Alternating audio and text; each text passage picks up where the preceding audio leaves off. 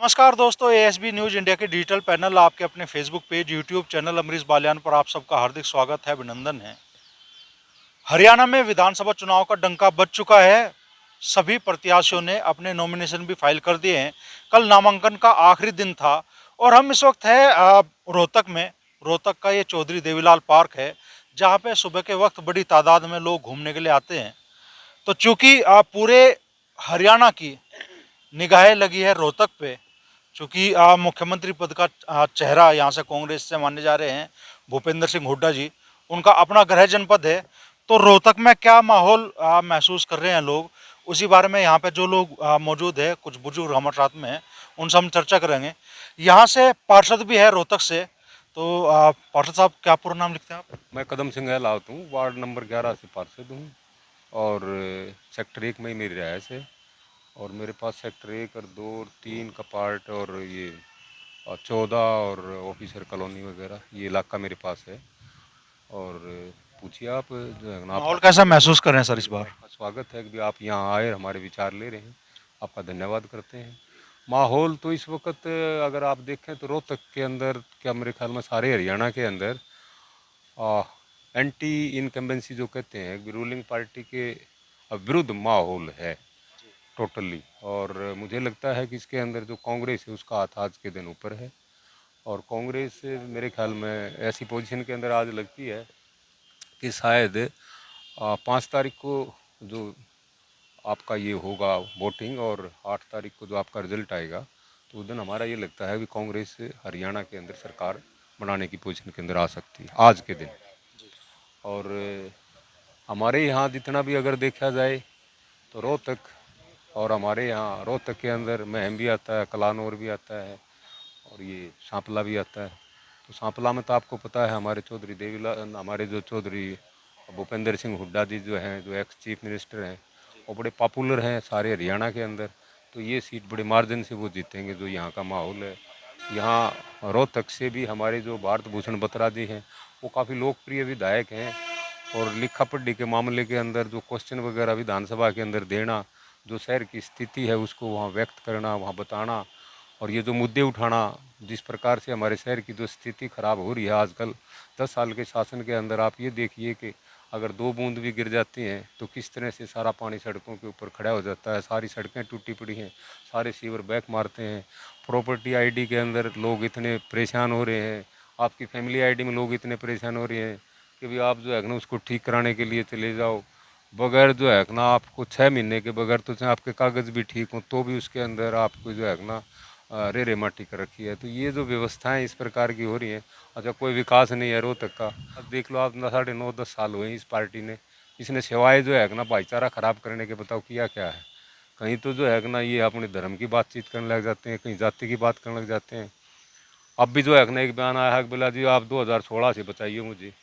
ये कोई इस तरह वाले लफ्ज़ कोई ठीक थोड़े होते हैं। हम सब भाई हैं हिंदुस्तान के अंदर, जो भी आदमी आ जाते हैं किसी भी धर्म का, उसने हिंदुस्तान अगर अपना लिया है तो वो भारतीय है।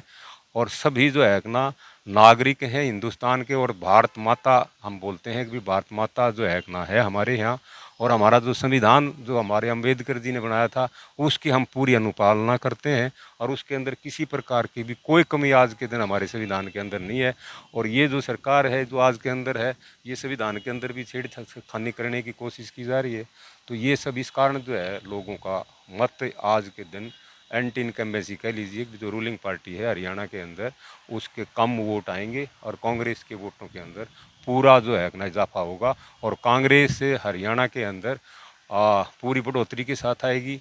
और आदरणीय चौधरी भूपेंद्र सिंह जी हुड्डा हमें लगता है कि आगे आने वाले जो है ना मुख्यमंत्री होंगे। सर, रोहतक में 4 विधानसभा है कुल। इन 4 में से क्या लग रहा है कि क्या स्कोर रहेगा? भाजपा की तरफ कितनी और कांग्रेस की तरफ कितनी आपको? हमारे को तो सारी जो रोहतक के अंदर जितनी भी आती हैं चारों की चारों कांग्रेस को जाएंगी।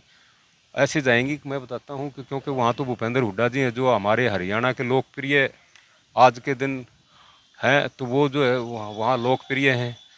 और हमारे यहाँ कलानौर से भी जो हमारी शकुंतला जी हैं, वो भी काफ़ी जो है ना बोलने चालने के अंदर सारी चीज़ों के अंदर मृदुभाषी हैं और उसकी पकड़ भी अच्छी बनी हुई है। और हमारे जो दूसरे हैं, आनंद सिंह दांगी तो खैर नहीं खड़े हुए, लेकिन बलराम दांगी के ये भी जो है ना नए हैं, यूथ हैं। और ये भी पूरी कोशिश कर रहे हैं कि भी हमारे वहाँ तो वहाँ टक्कर तो है, लेकिन ये है कि भी कांग्रेस का जब ये होता है कि भी एंटी इनकम्बेंसी है और यहाँ सत्ता आएगी, तो सब लोग ये सोचते हैं भी हम राज के साथ जो है अपना अपना साझा जो है अपना दिखाएं, उसके साथ सहानुभूति होती है। तो आखिर में मुझे लगता है कि भी कांग्रेस का हाथ वहाँ हाथ आएगा और वहाँ भी, और साथ में जो हमारे रोहतक के अंदर तो आपको पता ही है भारत भूषण बत्रा जी, ये अच्छे पढ़े लिखे आदमी हैं, सारे क्वेश्चन अच्छी प्रकार से वहाँ उठाते हैं विधानसभा के अंदर। और यहाँ की जो मूलभूत जो समस्याएं हैं वो वहाँ लिखा पढ़ी का काम जो भी कोई होता है वो सारा बड़े अच्छे वक्ता के तौर के ऊपर आप पढ़े लिखे जो होते हैं और कभी भी जो है उनके अंदर घमंड की बात कभी नहीं आती है। तो इन्हीं कारणों से हमें लगता है कि रोहतक की चारों जो सीटें हैं वो कांग्रेस को आएंगी। रोहतक में चारों सीट विधानसभा सीटें भाई साहब ने तो दे दी कांग्रेस को, यही माहौल है या कुछ और है सर? 80 सीट कांग्रेस की होंगी, माहौल भी होगा हरियाणा में पूरा में, रोहतक मत खेलेगा 90 में से 80। 80।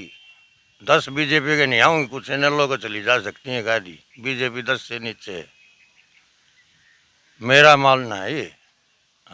इतना बड़ा पलटा आप मान रहे हैं? हाँ जी। वजह क्या है?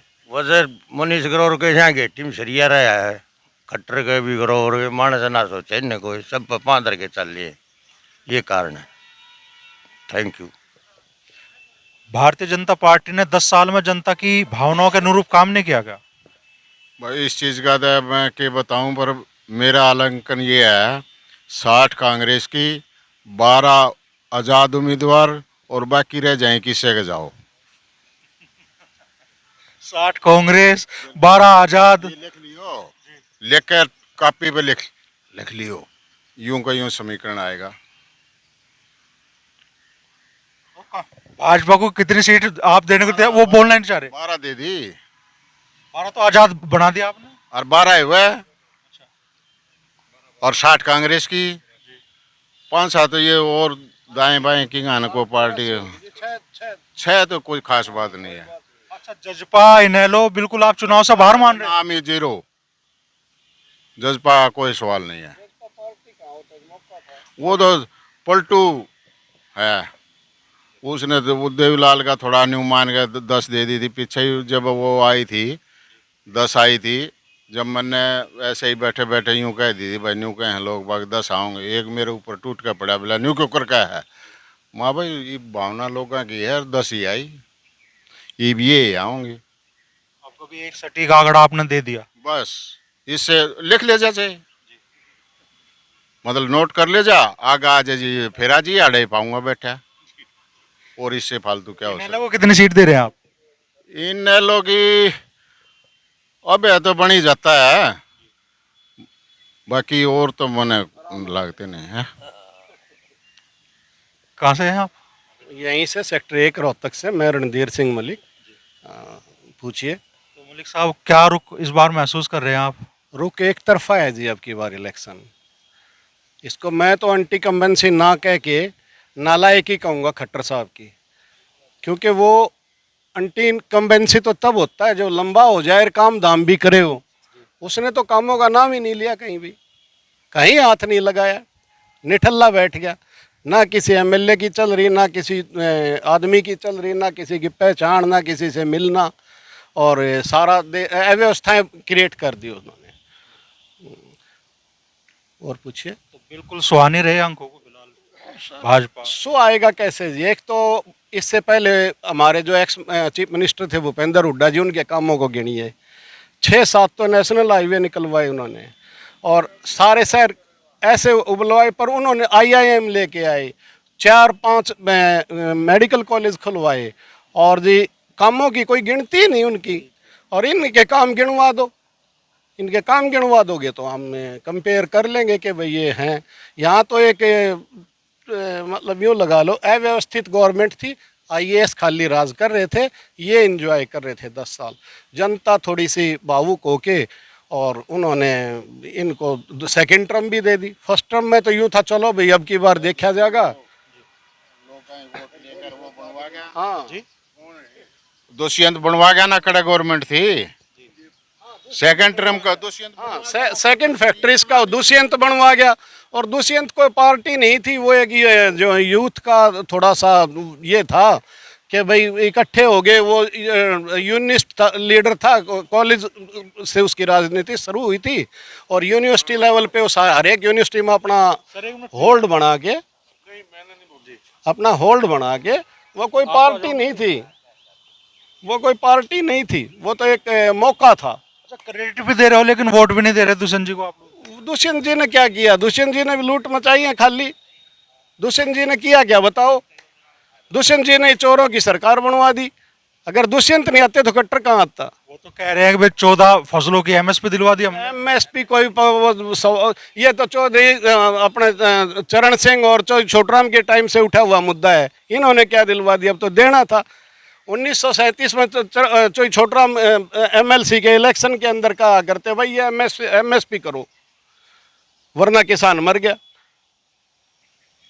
आज तो एमएसपी मिलनी थी, इनको तो लठ दे के लेता है किसान। किसान थोड़ा सा अवेयर हुआ है, जागया है। किसान को शोषण होता रहा हमेशा। अच्छा सर, किन मुद्दों का असर है हरियाणा के विधानसभा चुनाव पे? नाम क्या है आपका? मेरा सुरेंद्र गोगुलानी है। मैं यूनिवर्सिटी से रिटायर्ड सुप्रिटेंडेंट हूँ। मैं 1976 से लेके अब तक यहीं रहा हूँ। और ये जितने लोग कह रहे हैं ना जिस तरीके की है, यहाँ जितने भी लोग हैं वो समझते हैं यहाँ कोई कास्ट बेस नहीं है, जाट पंजाबी ऊपर नीचे दाएं। और ये जो कह रहे हैं ना बदलाव तो है, आप पता नहीं किस हिसाब से पूछ रहे हो, लेकिन बदलाव ऐसा है, बदलाव होना भी चाहिए, हमारे प्रजातंत्र के लिए ज़रूरी है। क्योंकि अब जो है ना हर चीज़ को ऐसे आंकलन करते हैं भाई वही कर रहे हैं। ये जो पब्लिक है ये पागल थोड़ी है, अगर बोल नहीं सकती लेकिन समझती तो सब कुछ है। भूपिंदर हुड्डा जी ने 4 से लेके 14 तक एक 100 रुपये वाली चीज़ अगर लाख रुपए की हो गई है, पीछे ईडी थोड़ी लगा दोगे, सीबीआई थोड़ी लगा दोगे। एजेंसी का दुरुपयोग हो रहा है। जब भी किसी चीज़ का दुरुपयोग होता है ना उसका असर 1000 गुना ऊपर होता है। मैं नहीं कह रहा, ये हमारी इतिहास बताता है। अब बदलाव हो रहा है, बातें जितनी लंबी कर लो या छोटी कर लो, किसी से पूछ के कर लो। मैं व्यक्तिगत तौर पे कह रहा हूँ ये जो चुनाव है ना प्रजातंत्र को धीरे धीरे जो है ना आक्रमण हो रहा है। अगर ये आ जाते हैं ना प्रजातंत्र हमारा 20 साल और चलेगा। 20 साल, ये तो 5 साल की बात बता रहा है ना, क्योंकि हम किसी पार्टी से भी नहीं, हम तो यहाँ के एक नागरिक हैं। और हमारा जो है ना रुझान ये है कोई सरकार आए जैसे आए, एक दूसरे से मेल हो, प्यार हो, मोहब्बत हो। क्या जात पात के लिए 70 साल हर जगह पे धक्के खाते खाते अब भी नहीं सीखेंगे हम लोग? कब सीखेंगे? हम यहाँ बड़े गर्व से जीते हैं, हमारे सभी सहयोग देते हैं। जब ये राजनेता आ जाते हैं ना बीच में काटने के लिए, फिर मुश्किल हो जाती है। एक बार मेरे को यहाँ खड़े हुए देख लेंगे कोई, ये समझेंगे मैं कांग्रेसी हूँ। अगर दूसरी जगह बत्रा जी मेरे को हाथ पकड़ेंगे तो मैं कांग्रेसी हूँ। आप बुद्धिजीवी हो और आप सुबह से शाम तक एक काम करते हो। मैं आपसे एक थोड़ा सा ये प्रश्न करना चाहता हूँ, आप बदलाव तो देख रहे हो ना? आप जो भी कर रहे हो बदलाव तो देख रहे हो ना?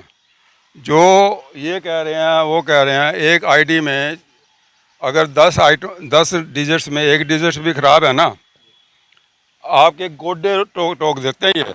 ये जितने प्रॉपर्टी डीलर है ना 1000 रुपये 500 रुपये, 5 रुपये का काम नहीं होते नाम बदलने का। ये 200 500 200 500 पैसे कहाँ से आते हैं? पैसे लोगों के पास नहीं है। और जो हैं वो भी जो है ना ये लूट लेते हैं, एक्सप्लॉइट करते हैं। मैं भावुक होकर नहीं कह रहा, मैं बड़ा ढंग से कह रहा हूँ आपको। जहाँ जहाँ भी हनन होता है ना वहाँ पे प्रकृति अपना रोल देती है। चुनाव के ऐलान के ठीक बाद हुड्डा साहब के खिलाफ ईडी की बड़ी कार्रवाई, सैकड़ों करोड़ की संपत्ति जब्त, उसे कैसे देखते हैं आप? ऐसे है, यहाँ 10 आदमी है, 10 आदमी किसी के पीछे भी लगा दो। और 1 मिनट के लिए हम प्रजातांत्रिक देश के नागरिक हैं, हमें जो चीज़ें पता ही नहीं है वो ईडी लगा दोगे। अब जो 100 रुपये का सामान है वो 1000 का हो गया, तो दुकानदार तो कमाएगा। इसी की ज़मीनें की उस समय जो वैल्यू थी, मुझे याद है 4 में 2 में यहाँ 1 लाख से कम के प्लाट थे, कोई लेने वाला नहीं था। अब 1 करोड़ से भी जो है ना लोग फटाफट ले रहे हैं। परिवर्तन है ये। मैं वही बात कर रहा हूँ, जो मेरा प्लाट है सेक्टर 3 में, मैंने लिया था 865 रुपये में। 87,541 रुपये का मेरा प्लाट है, 1621 सेक्टर 3 में। मैं यहाँ से रिटायर हूँ, मेरा कोई बिजनेस थोड़ी है। लेकिन मैं ये मान कर रहा हूँ सेक्टर 3 में सारे ही जाट हैं, और एक आधा मेरे जैसा होगा किसी से। मेरे को तो वो उनसे इतना संरक्षण मिलता है, मैं ओपनली नहीं कह रहा, मिलता है तो बता रहा हूँ। हम डरें किस बात के लिए। और मैं तो आपको ये कहूँगा जी, बदलाव हो, चाहे 46 सीटें आ जाए इस बार, आना भूपिंदर हुड्डा चाहिए।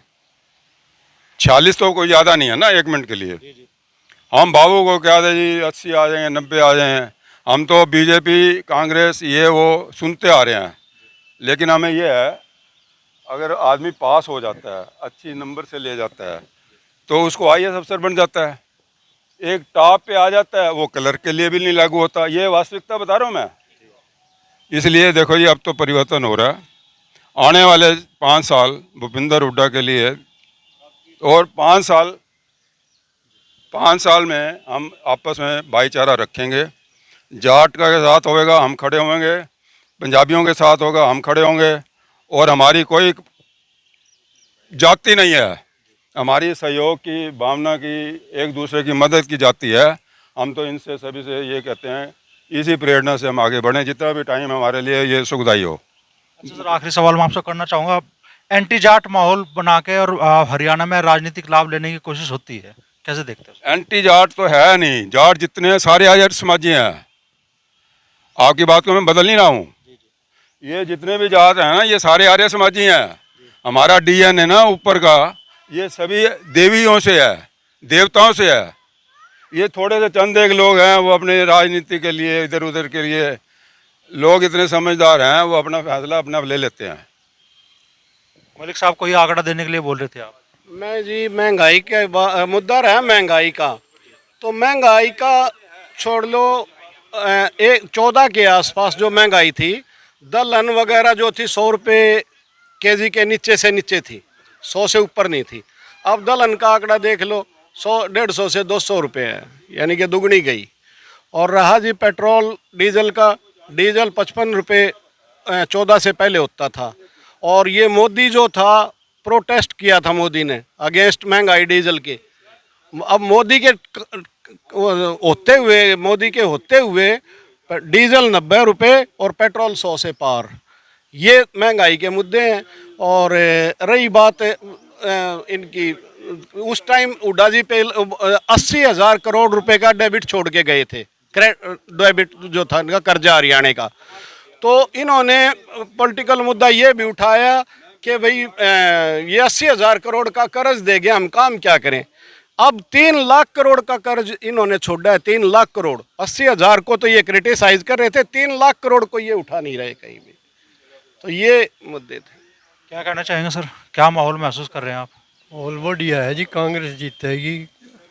भाजपा ने जो ना हरियाणा का जवान भी, किसान भी, पहलवान भी और जो है कर्मचारी भी, रोडवेज की 18 दिन हड़ताल मानने, नहीं तो रोडवेज का एक दिन चक्का जाम हो जाता, सरकार हिल जाया करती। इनने जो ना सारे कर्मचारी भी सब कुछ तंग है। इसलिए जो ना सर जनता चाहती है वह कांग्रेस साहब है। क्या कहना चाहेंगे सर, क्या माहौल आप महसूस कर रहे हैं? जी नहीं, क्या शुभ नाम है सर? जी राजवीर सामणिया जी। जी, क्या माहौल आप महसूस कर रहे हैं सर? माहौल तो चौधरी भूपेंद्र सिंह हुड्डा के नेतृत्व में कांग्रेस की गवर्नमेंट आने लग रही है। हुड्डा साहब के नाम से लहर उठ रही है। इतना परिवर्तन आप क्यों महसूस कर रहे हैं, जबकि मान लो भाजपा के तो बड़े बड़े दावे हैं कि फिर से आ रहे हैं, तीसरी बार फिर भाजपा सरकार। दावे न जो 10 साल पहले वायदे करे थे, उन्होंने एक भी पूरा कौन कराया। गुरु नानक जी ने जो बात की ना, वो सारी बातें तोड़ कर दिया। यानी इस आदमी बता दो हमने, जो भाजपा के राज में को सूखी हो एक भी। आज सारे शहर हम रजिस्ट्री बंद हैं, जहाँ कॉलोनी बन गई, जिस जमीन में मकान बन गए और वहाँ खाली प्लाटें रजिस्ट्री बंद है, या तो सरकार उन खाली प्लाटा का माइनर का नहर का पानी का कनेक्शन देवा है, उसमें खेती कर लिया, सब्जी कर लिया, इवन ना तो उसमें खेती हो सकती, ना उसमें मकान बना लेंदे, रजिस्ट्री उसकी बंद होगी।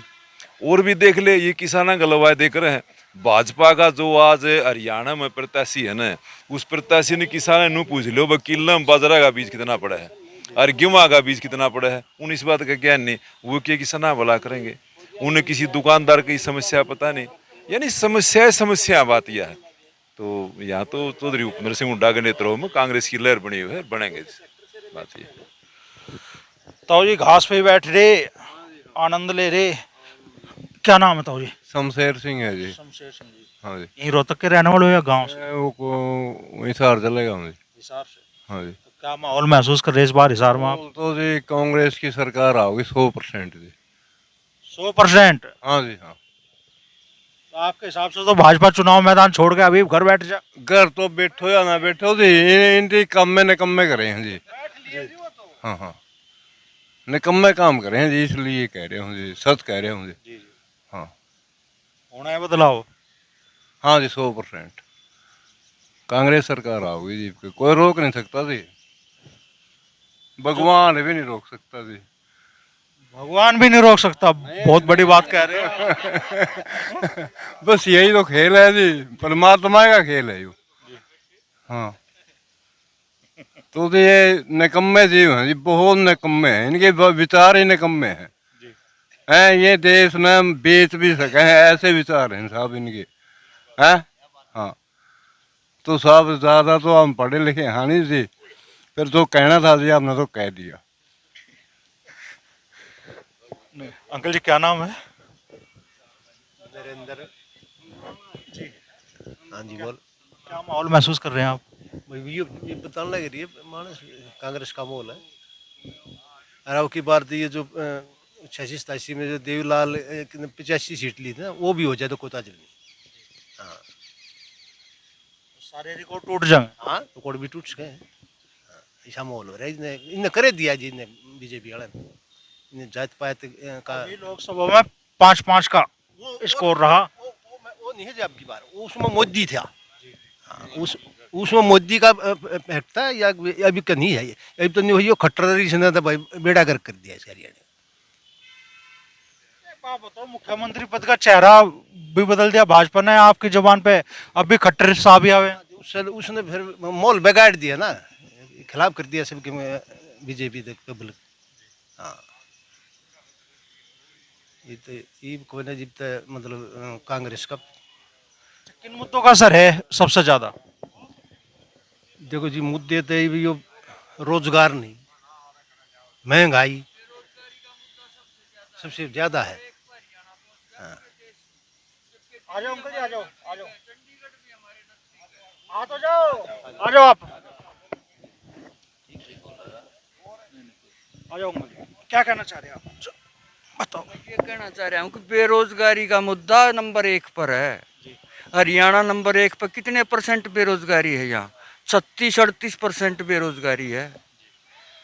यहाँ तो 2 क्लास बना दी मोदी नाक है, एक तो मजदूर और दूसरा अडानी अंबानी, मध्यम क्लास खत्म कर दी। एक बात बताओ, एक मोटरसाइकिल लेने चला जाओ, कौन लेने जाएगा? मीडियम वर्ग। उस पर 54% टैक्स है। कंपनी वाले को नहीं मिलते पैसे, वो सरकार को मिलते हैं। इनकी सरकार आई जब जो चीज 42-43 हजार में मिल रही थी, वह 1 लाख से ऊपर है आज के दिन।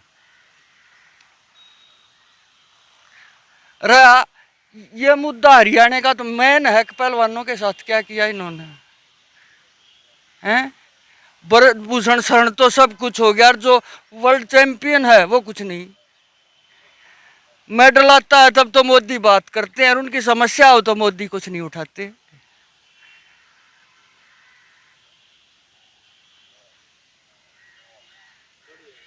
दर्द ज्यादा है, बहुत ही ज्यादा।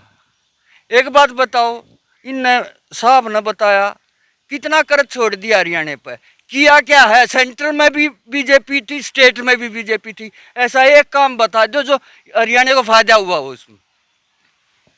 ऐसे सरकार आई थी, एक सेंटर में भी बीजेपी आ गई है और यहाँ भी, तो इस स्टेट को बेनिफिट होगा, मगर बेनिफिट नाम की तो कोई चीज़ ही नहीं।